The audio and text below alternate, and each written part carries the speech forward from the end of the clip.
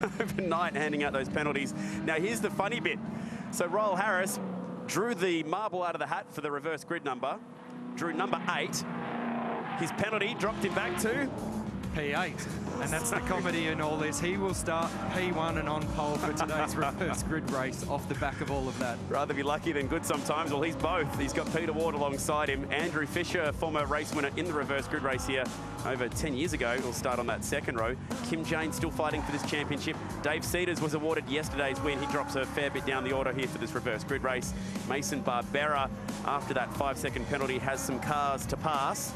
And behind them, we've still got a few guys to watch out for, like Marcus Akanovic. Matty Nolan got a penalty for coming back onto the circuit, a dangerous re-entry, and he ended up getting speared off the track. Jonathan Bloxham, what a story that is for the Best Jet Ute. They've been working hard. You just saw him at the back of the grid there. An engine change for that team. They have been lent a motor from Kim Jane for this race. We were talking about it yesterday, what a fabulous story that is. Driving the car that the late Luke Spalding raced in the championship last year. They'll be starting off the back of the grid. We'll just go back to the Mason and Ryle incident at the last corner there. For me, I can be, I guess, a bit more aggressive than you can, Chad, on this. And I like to see really hard racing, and I think the move that Mason put on was very clean. It was forceful. He found a gap that wasn't there, but he made it happen. There was no tyre lockup. But hey, I don't make the rules anymore in this category or adjudicate on them. So I can give my thoughts. And unfortunately for him, he was very harshly dealt with. Very hard racing yesterday. Here comes Mason right now after picking up that penalty. Big gritty utes, biggest we've had for the season so far, with 18 entries for the weekend. The racing was just awesome through that first race yesterday. A bit of bumping going on. The race between the two teammates for the lead, they're leaning on each other at about 150 kilometres per hour down that back straight. It was seriously tight stuff. And Royal Harris with that front row start for the reverse grid race, something we don't usually see. He's usually coming from the mid-pack in the reverse grid stuff.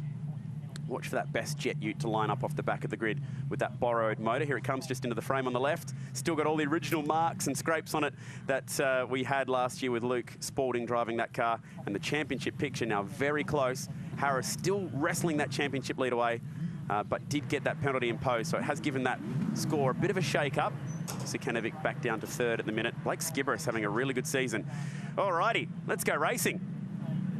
It's time to bring the noise. East Coast Bull Bars V8 Utes reverse grid race. There's a little bit of feeling out there in the grid after those penalties yesterday. Let's see how they'll sort it out as the lights go out and we go racing on Sunday at Queensland Raceway. Pretty even start off the front there. Great job by Peter Ward, even with Ryle, but he's going to have the inside run up in through turn 1. Textbook stuff from Royal Harris fighting for this championship. Matt Nolan going the long way round. He's on the outside of Matt Spratt, one of our Kiwi visitors. We've got 2 in this race. Carbon copy replay of what those two guys did yesterday, but they've learned from their mistake, given each other enough room, and we're able to go 2 wide, so well done. Cedars aggressive to the inside. Can he force the move? Yesterday's race winner on return in this championship, wearing the number 1 on the Mango Credit Ute.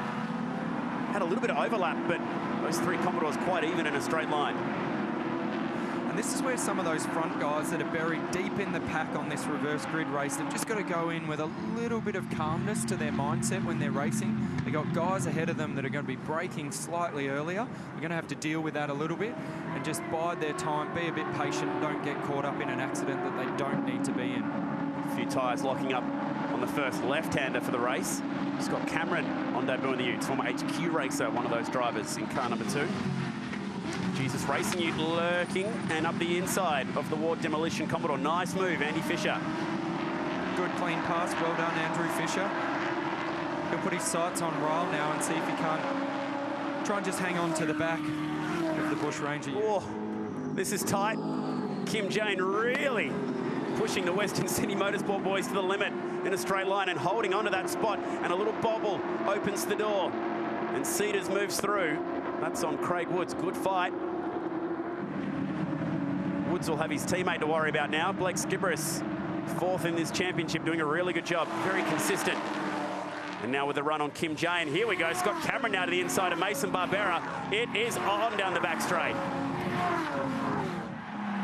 I think some of these guys are have been given the wrong handbook here, and they're running far to the inside of that white line on the entry to turn 3. We saw it a lot yesterday, and we're seeing a lot more of it today. Oh, out and wide, that was Ben Dunn. Gathered that back up nicely. Now Barbera. So Dave Cedars was able to get the job done on Kim Jane. So he made a move on Craig Woods through turn 1 after Woods was compromised a bit on the entry there. And then Dave continued the run with a really fast flow through turn 2 and outbrake Kim into turn 3. He's got some pace in that car. This is Barbera working on Craig Woods. Trying to drive back up. And that's a nice clean move down at turn 6. So no contact this time. There was contact down there yesterday with Roll Harris. He got pinged for it, 5-second penalty, but in a race that finished with a 1-lap dash after a safety car, a 5-second penalty is huge. It cost him dearly. Now he can set his sights on Kim Jane. Kim, as the championship leader, coming into this event with 50 kilo success ballast.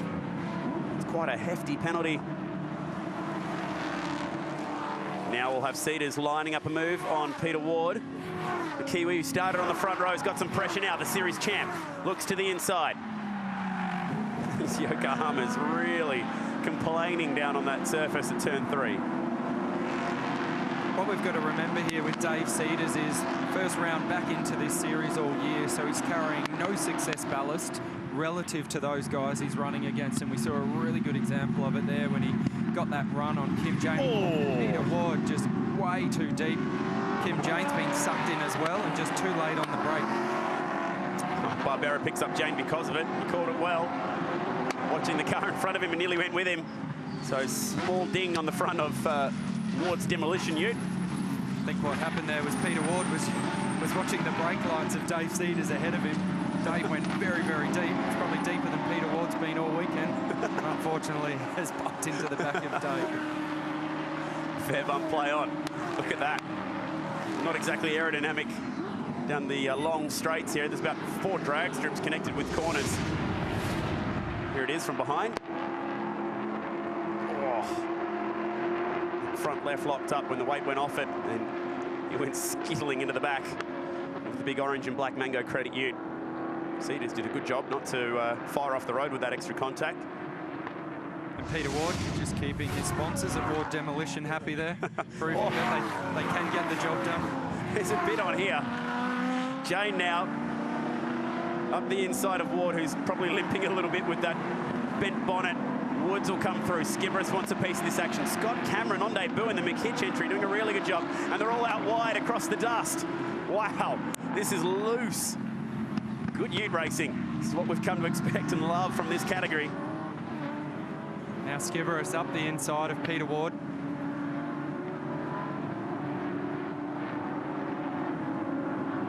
Mick Cedars started off the back row. Doing a really nice job. He's up to 13th. Oh, Cameron now dropping the wheels, but should be okay. He'll come under fire from Ben Dunn on the outside. He'll have the inside sit at turn 6, but Dunn's got it done. Whoa. That will be Woods running the high line, and Dunn goes around. We're just talking about it being on the outside of Scott Cameron. Nice to gather that up as quickly as he did and get back on the track. Now 3 wide action down the front straight.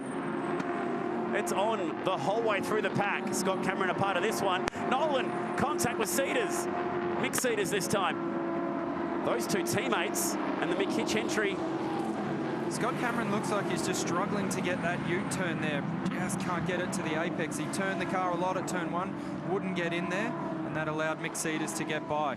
Speaking of Cedars, David Cedars having a big look up the inside of Andrew Fisher, but it can't get it done. Andrew Fisher very late on the brakes into turn 3. Can drive, Andrew Fisher.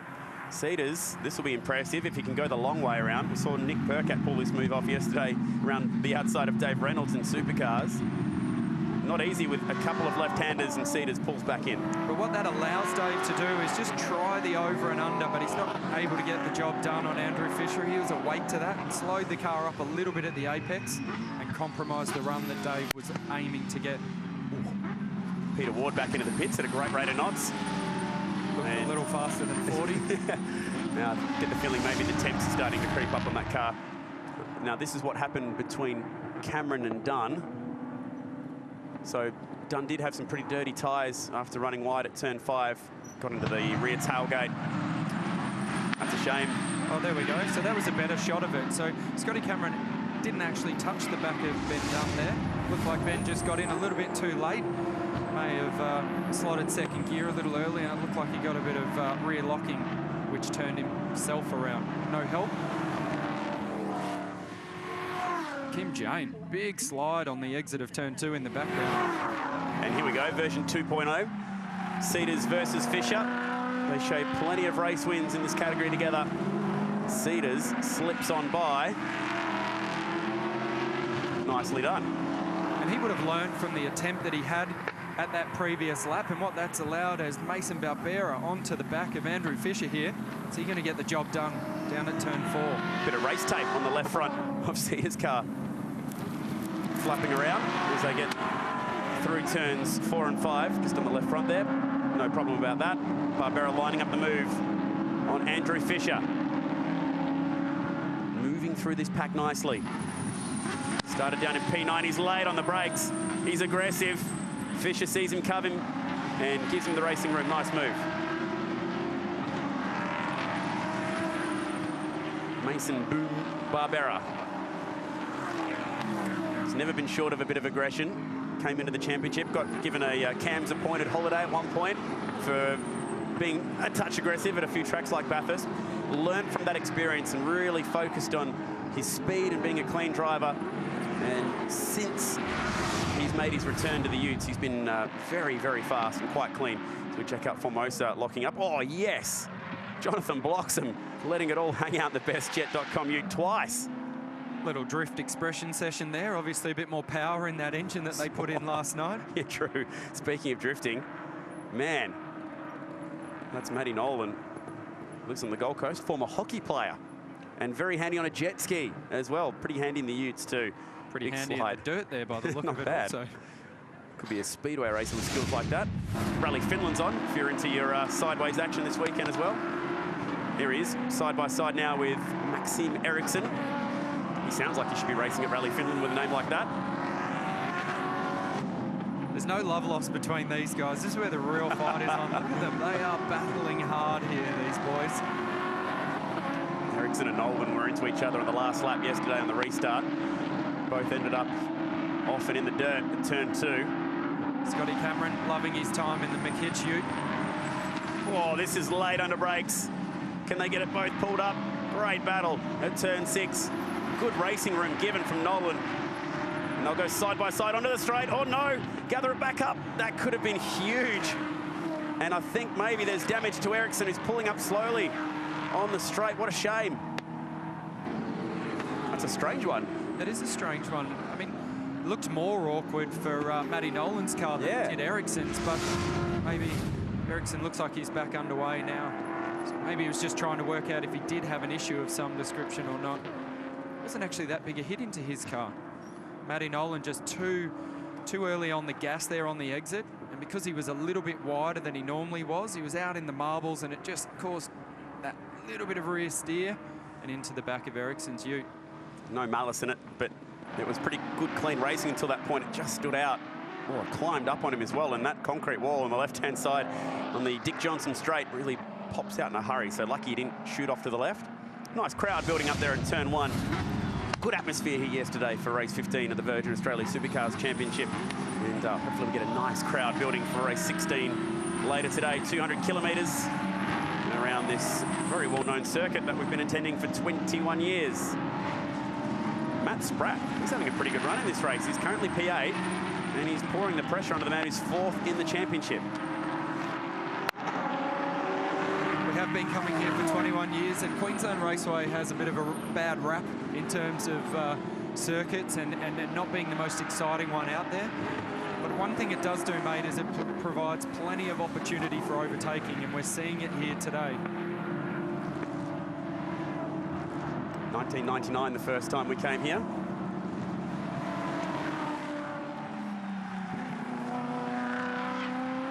Oh, a bit of a lock-up from Cedars. And it pushes him wide down to turn 3. Very rare that we see a mistake like that. He's so strong under braking. I wonder if he's actually thinking that he might be able to chase Royal Harris down here. He'll also be thinking, every time I look in the mirror, there's this pink Falcon coming at me, so he's pushing hard to try and drive away from him. You can't miss either of these two utes in the mirrors. They look ominous. Now, a bit of action going on at turn 6. I saw this one out the window. Formosa locking up. Ericsson up the inside. There's quite a bit of dirt on the outside of turn 6 too, so it's pretty slippery out there. Formosa finding out exactly why. We've also got one off at turn 3, and this is why. It's Ben Dunn, and he is beached, but he has gone a long way back in there. That one off at a great rate of knots. There he is. Big dust cloud still settling at turn 3. And one ute that's gone a long way in. Brakes seriously peaking down there at the moment. And the officials are out there to just check it out. Our brave Fiery's on the scene. It was a bit of a weird one. He looked like he tried to stop the car, got into the apex, and then lost the rear really aggressively, almost like the front brakes gave up, and he pushed the pedal really hard, and it's locked the rears, or somebody's pulled the handbrake on the rear and spun him around. You can see the fire going on in the front there, so it wouldn't surprise me if it's something to do with a front caliper or a pad or a piston there. It's a weird incident. So local yellow only at the moment. Here come the leaders. Down into turn 4, so they've cleared that area. Roll Harris lead, 2.5 seconds. These guys would want to get off the road in a hurry because the leaders are coming their way. Here they come. Thankfully, they're about a metre off the racing line as Roll Harris arrives at turn 6. Here they go. Get off the track, you streakers.